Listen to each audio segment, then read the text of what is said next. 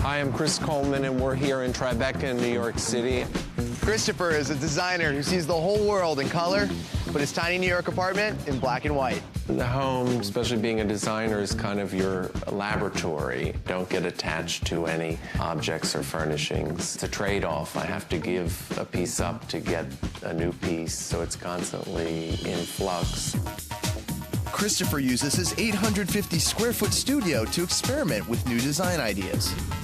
One of the major design challenges in a small space is allocating the space for dining, sleeping, entertaining, and building around that.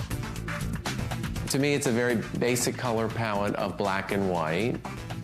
And you also notice the different materials and textures. And I like matte, I like sheen, I like rough metallics, and how they all work together.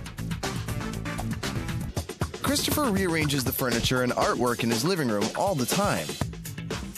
My favorite place in the apartment is the daybed chaise lounge. I wanted to float a seating area around that. I'm a big fan of flexible furniture that can move here and there. The daybed is kind of the central element in his apartment, and I think with small spaces it really works to have a single element that acts as a kind of anchor, because if you have that focal point, it avoids chaos. I like photography, I like collage. To me, art comes in various shapes and sizes, and I buy what I like, and it's fun. The bedroom and the living room are separated in an unusual way. This is a ball and chain curtain, which is actually quite cold in the winter, also very heavy, but it's a great room divider. Instead of having a kind of gauzy curtain, which is what you would usually use to separate off that bed space, the plumber's chain kind of backs up this sort of industrial aesthetic. But it sort of separates your bedroom from the living room area. If you have people over, you don't want your bed sort of like out there. It depends, actually. You may want it actually out there. This bed fits wall to wall in here, but it's a great storage bed. It lifts up and it's wonderful for your off-season clothing. The parentheses lamps are a great light to use for small bedrooms because they slide up and down on the cable. They don't take any table space. There's more of Christopher's favorite color in the bathroom.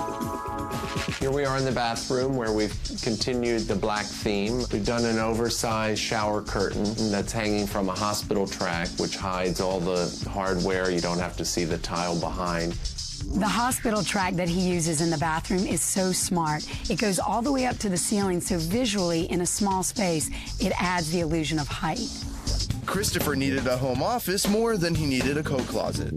This is a closet I've turned into a home office. It's about 3 by 7 feet long. I've added a restaurant stainless steel counter here to work off of. It holds my monitor, a printer. It's a great place to look at a magazine or just to take care of the bills. Turning a closet into an office works really well. I would go crazy because there's no light and it's a little confining, but you know, when you're crunched for space, you got to do what you got to do. Well, this is clearly someone who doesn't get claustrophobic. I mean, he's going to be sitting in a small little closet looking at a computer or a magazine, but it works for him. I'm very happy in one-room spaces. I grew up in a large family and I always shared a room, so to me this is my own luxury. Next, a young architect and a couple of painters turn a tiny Texas duplex into a box of artwork. Small but cool.